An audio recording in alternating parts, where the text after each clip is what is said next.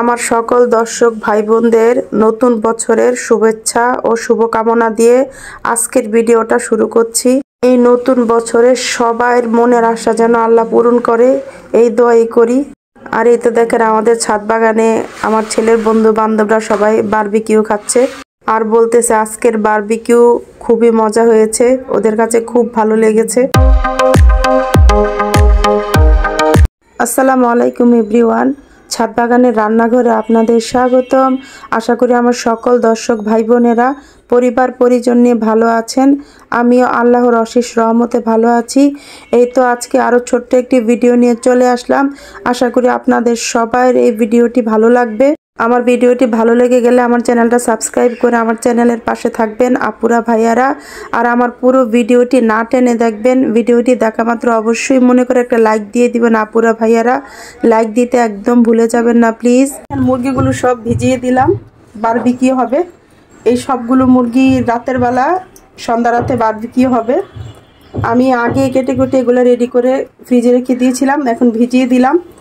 Barbecue মশলা মেখে সব কিছু রেডি করে ম্যারিনেট করে রেখে দিব সন্ধ্যার দিকে বারবিকিউ করার জন্য।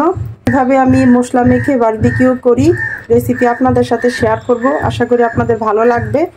তাহলে অপেক্ষা করব মুরগিগুলা ভিজে যাওয়া পর্যন্ত, সাথেই থাকবেন। মুরগিগুলা মশলাতে খুব ভালো করে এখন মেখে ম্যারিনেট করে রেখে দিব। বাসায় হাতের নাগালে যা যা মশলা আছে ওই মশলা দিয়েই বারবিকিউ করার জন্য রেডি করব। এতে দিয়ে দিলাম পরিমাণ মতো আদা রসুনের পেস্ট, দিয়ে দিলাম লাল মরিচের গুঁড়ো। আপনারা যদি ঝাল খেতে চান তাহলে মরিচের পরিমাণটা বাড়িয়ে দিবেন।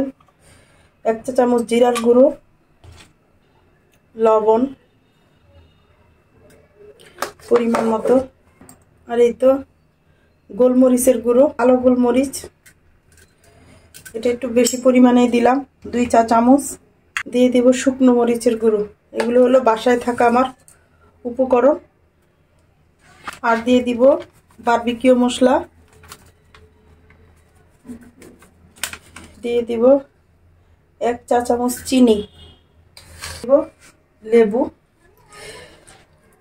আমার কাছে বাসায় সয়া সস নাই, সয়া সসের পরিবর্তে আমি লেবু দিচ্ছি। এভাবে বারবিকিউ করেন, মানে চিকেন বারবিকিউ করেন, সয়া সস একটু দেওয়া লাগবে। সয়া সস যদি বাসায় হাতের নাগালে না থাকে তাহলে এভাবে আমার মতো লেবু চিপে দিতে পারেন। দিব পরিমাণ মতো সরিষার তেল। আপনারা চাইলে পুরো বারবিকিউর মাংসটাই সরিষার তেল দিয়ে মাখিয়ে নিতে পারেন। আমি দুই তেল মিক্স করে দিব। দিয়ে দিলাম সয়াবিন তেল।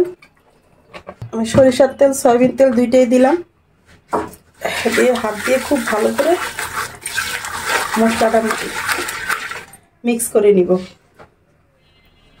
খুব ভালো করে মশলা মিক্স করে নিতে হবে একসাথে, যেন সবগুলো মশলা যেন একে অপরের সাথে ভালো করে মিশে যায়। এটা দেখেন খুব ভালো করে মশলাটা মেখে নিয়েছি। মুরগিগুলো এখানে 5 কেজিরও বেশি মুরগি আছে, সদস্য বেশি।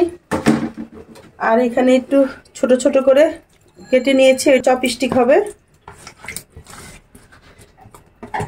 চপস্টিক আর গিয়ে বারবিকিউর মশলা একই মশলা, এক মশলা দিয়েই দুইটাই প্রসেসিং করে নিতে পারেন। এখন খুব ভালো করে মুরগির সাথে মশলাটা মেখে নিব।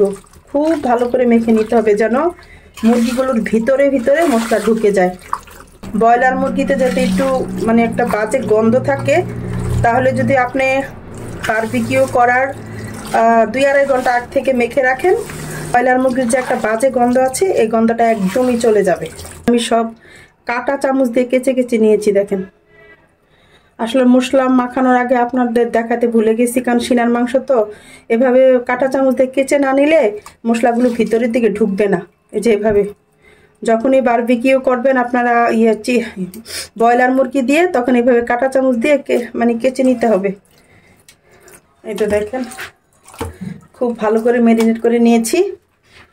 আর এগুলো বারবিকিউ হবে আমাদের ছাদ বাগানে। আমাদের অনেক পুরনো বারবিকিউ চুলা, লাকড়ি পুড়িয়ে কয়লা বানানো হচ্ছে।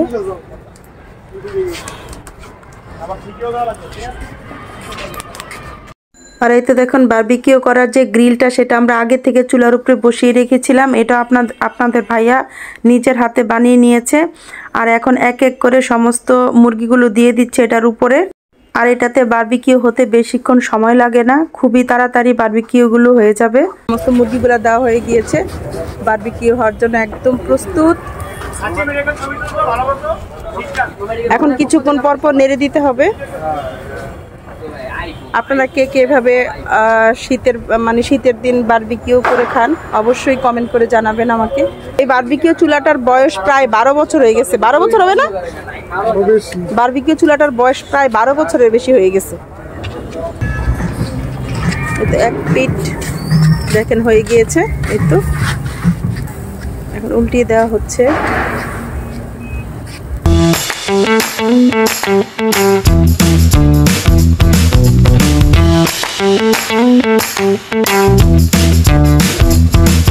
দেখেন রাতের সাত বাগান। মুরগির যে মশলাটা ছিল সেটা সরিষার তেলের সাথে মিক্স করে কিছুক্ষণ পর পর একটা কাঠি দিয়ে এভাবে লাগিয়ে দিতে হবে, তবেই যে আপনাদের এরকম পারফেক্ট বারবিকিউ হবে। এভাবে করে সরিষার তেল কিছুক্ষণ পর পর লাগিয়ে দিবেন। বারবিকিউ একদম পারফেক্ট ভাবে হয়ে গিয়েছে। এখন শিকগুলা হলে হয়ে যাবে। বারবিকিউ আমাদের পারফেক্ট ভাবে তৈরি হয়ে গিয়েছে। দেখেন ছাদ বাগানের রান্নাঘরের ছাদে বারবিকিউ হচ্ছে।